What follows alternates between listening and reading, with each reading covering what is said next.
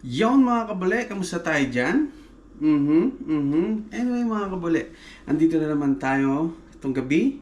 Alam niyo na kung anong gagawin natin. Magluluto tayo ulit mga kabule.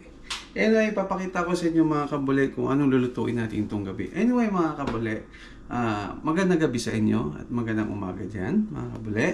Papakita ko sa inyo mga kabule yung ating lulutuin ngayon ay ang... There you go. Steak mga kabule. Yan, 2 piraso. Saka browser sprouts mga kabuli. Papakita ko sa inyo mga kabuli kung paano gagawin ito mamaya. Ito yung browser sprouts mga kabuli. Parang cabbage to na maliliit. So masarap to mga kabuli. Papakita ko sa inyo kung paano gawin. I-bake lang natin to sa 400 mga kabuli for 30 minutes or 35 minutes only mga kabuli. So papakita ko sa inyo mamaya kung paano gawin. Sa ito rin, ang steak natin, papakita ko sa inyo kung paano ko ginagawa, like salt and pepper lang yan actually mga kabuli.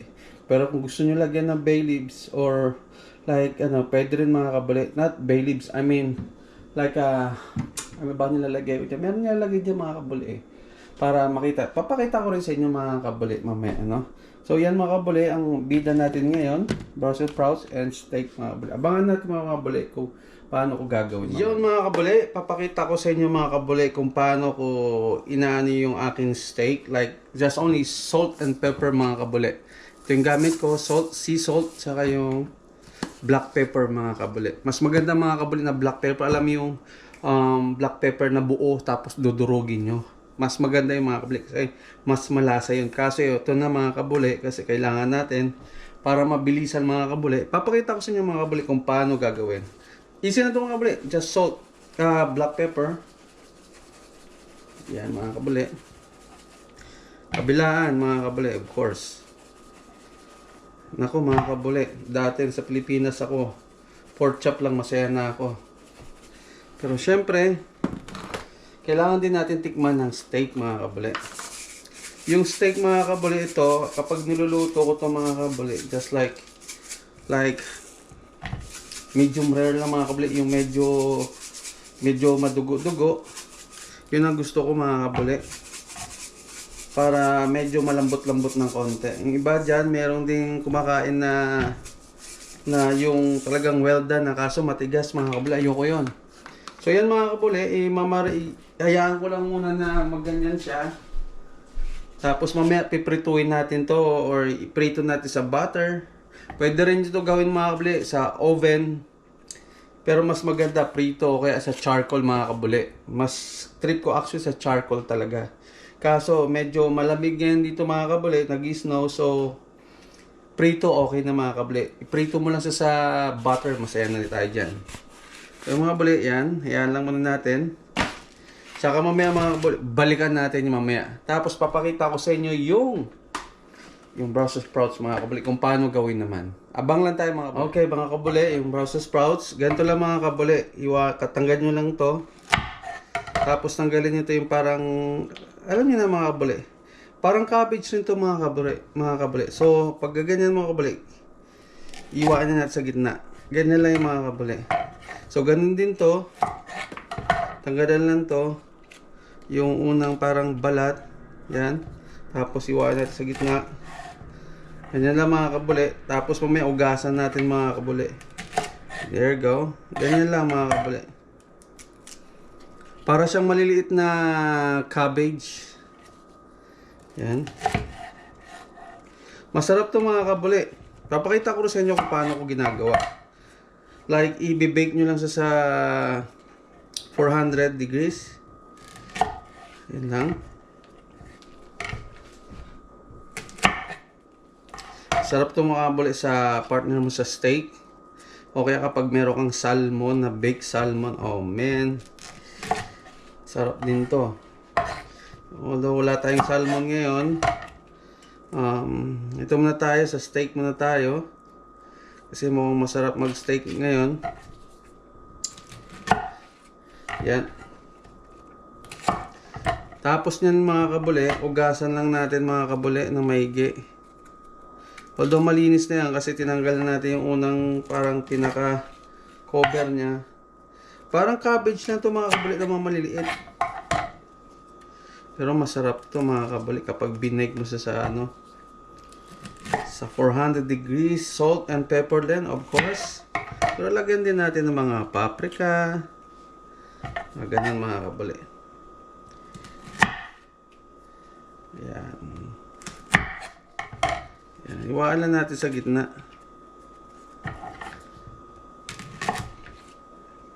Yan mga kabuli. Yan lang. Napakadali lang to mga kabuli kung paano gawin. Saka lilinisan lang yan and then that's it.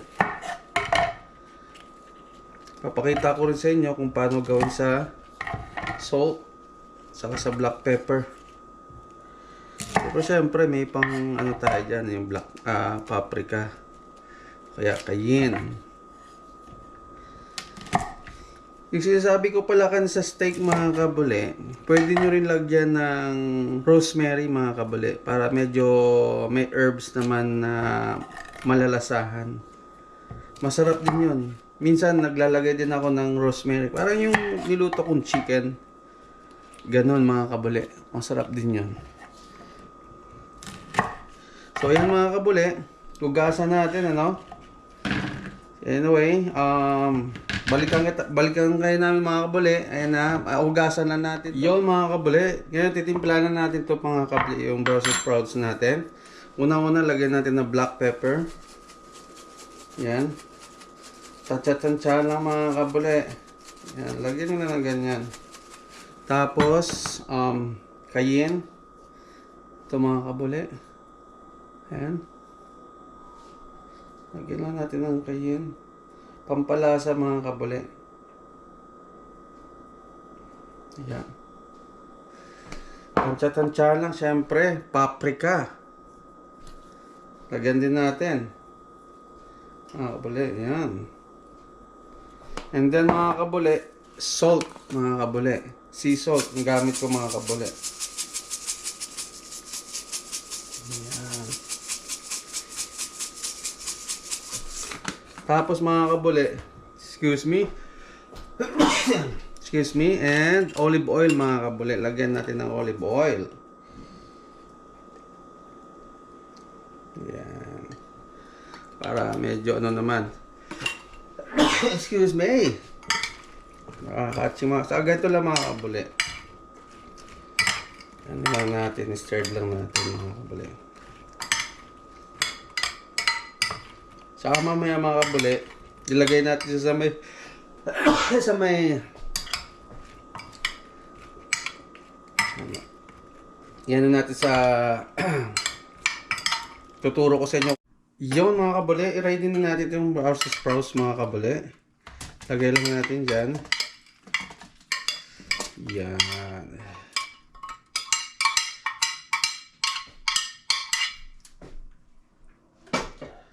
So mga kabuli, ganyan lang natin. Tapos mamaya mga kabuli, lagay na natin sa oven. It's like 400 mga kabuli, ano. I-prepare lang natin na ganyan. Mas maganda rito mga kabuli, medyo tutong o medyo sunog-sunog na konti. Masarap yun mga kabuli. Gusto ko yung medyo sunog-sunog para masarap. Tapos baliktarin natin mamaya mga kabuli. Like 30 minutes or 35 minutes. Balik-balikan nyo lang mga kabuli. Ganyan na siya mga kabuli. Tapos kapag ganyan na mga kabuli, mamaya isa lang na natin sa 400 degrees sa oven. So, unti-unti lang natin muna mga kabuli. Yan lang muna natin siyang ganyan. So, mamaya pasok na natin sa oven mga kabuli. Antay na lang po. Yan mga kabuli. Umpisa na natin ang ating Brussels sprout mga kabuli. Ito na siya. Ilalagay na natin sa mga kabuli sa 400 degrees mga kabuli. So, buksan natin to. Yan. Like 30 minutes lang to mga kabuli. Tapos baliktaran. Babaliktarin natin. Yan. Ayan lang natin mga kabuli. Tapos mga kabuli, nagano ako ng sorry, dami yung mga hugasan. Sweet potato mga kabuli para din ako magra-rice. Ibe-bake lang natin yan sa oven. Yan. Tapos yung steak naman natin, nito, mga kabuli, Yeah, antay-antay lang. And next, ito yung pagpiprituhan ko ng steak. Mamaya-maya luto na natin yan para dire-diretso na yung mga kabuli. Abang-abang lang tayo mga kabuli. So, bubuksan ko sa 400 yung mga kabuli. Ayan yung Brussels sprouts. Abangan lang natin yan. Sarado natin. Siguro mga 30 minutes or 25 minutes or 28 minutes. Babalikan natin yan at babalik ta rin. So, anyway, abang-abang lang mga kabuli. Ano? So, yun mga kabuli. Ano yung Brussels sprouts mga kabuli. Balik ta rin natin mga kabuli. Para mas masarap. Sarap niyan mga kabuli. No? Konting oras na lang mga kabuli. Luto na yan. Yan. Madali lang maluto to mga kabuli. Sabi ko nga sa inyo. Minsan nga mga 25 minutos lang. Luto na yan eh. So balik ta rin lang natin mga kabuli. Ganyan lang. Yan. Ganyan lang mga kabuli. Tapos kabilaan yan. There you go.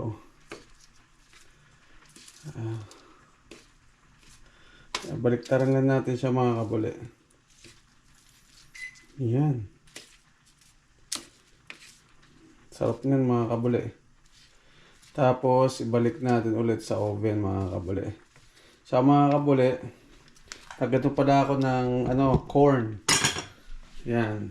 Nagluto rin ako ng corn. Yan. Yan. Butter lang yan mga kabuli. Nilagyan ko ng butter.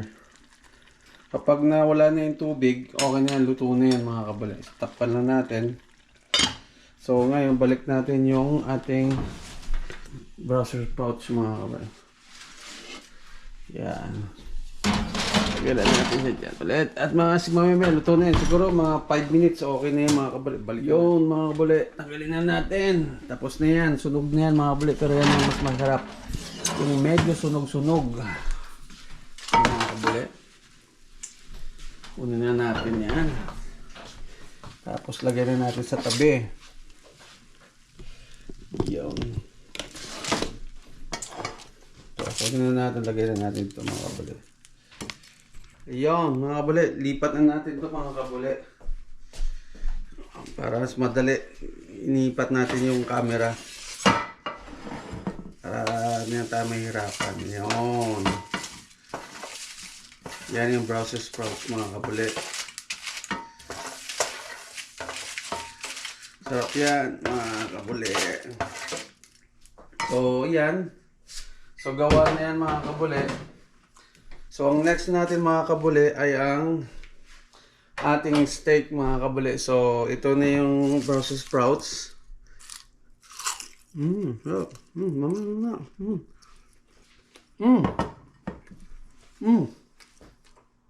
Hop. Yun mga kabuli, ito na, i-steak na natin. Prito na natin yung ating steak mga kabuli. Butter lang yan mga kabuli. Yan. So, lutuin na natin mga kabuli yung ating steak.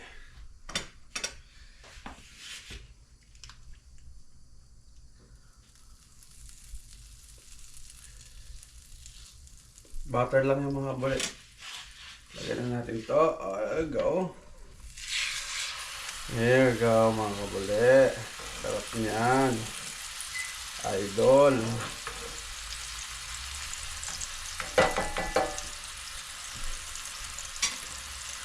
So ganyan lang mga kabuli. Prito lang natin. Para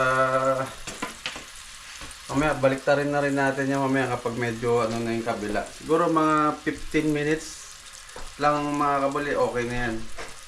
Para matapos na yan, mga kabuli, Yung mga kabuli, baliktarin natin ang ating steak mga kabuli.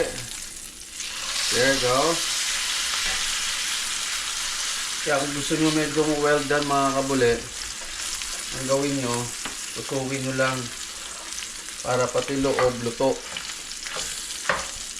Ako kasi mga kabuli, gusto ko yung lang, yung medium rare lang. Yung matigas.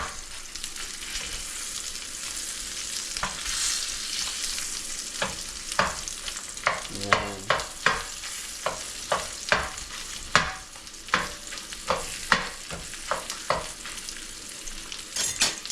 Binutas ko lang mga kabuli para maluto siya.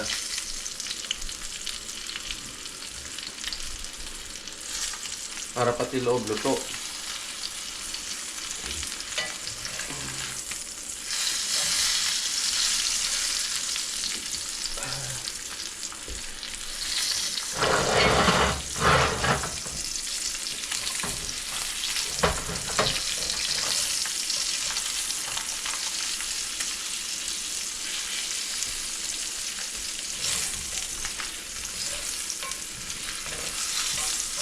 Yan mga kabuli, medyo iyan na lang natin ng konti. Luto-lutuin natin ng konti para pati loob luto.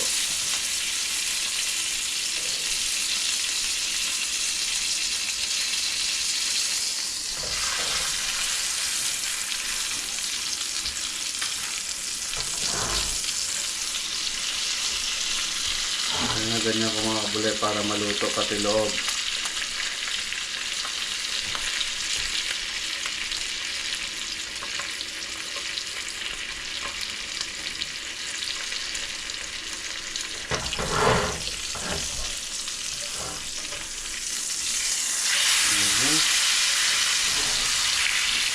Yan yung mga kabuli. Para maluto siya. Yan. Para pati loob luto. Para po sa suka, mahang.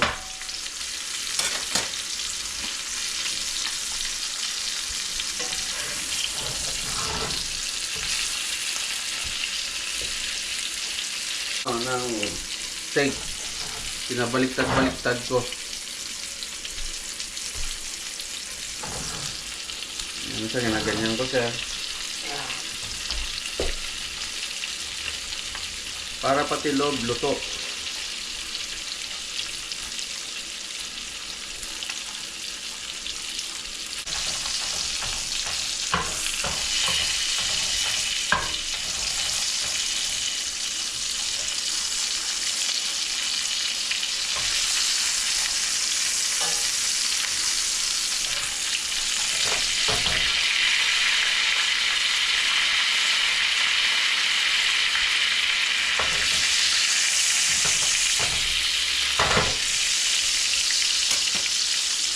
Ayun mga kabuli. Yung mga kabuli, luto na to mga kabuli. Yan. Well done na yan mga kabuli. So, pwede na hangin yan mga kabuli. Anyway mga kabuli, luto na rin yung ating corn. So, wala tayong problema. So, ito hanggang dito na lang mga kabuli. Mga kabuli, hanggang dito na lang tayo. Hanggang sa muli ang nating pagkikita mga kabuli. Sana magustuhan nyo ang ating steak ngayon na may Brussels sprout and yung ating corn tsaka yung sweet potato mga kabuli. Sana magustuhan nyo. Ayan lang yung ating steak. So luto na yun mga kabuli. So katanggalin na natin So nagpapaalam na ako sa inyo mga kabuli. Hanggang dito na lang muli mga kabuli. Sana magkikita tayo ulit. Alright? Bye-bye mga kabuli. Magandang gabi dyan sa inyo mga kabuli. Bye-bye.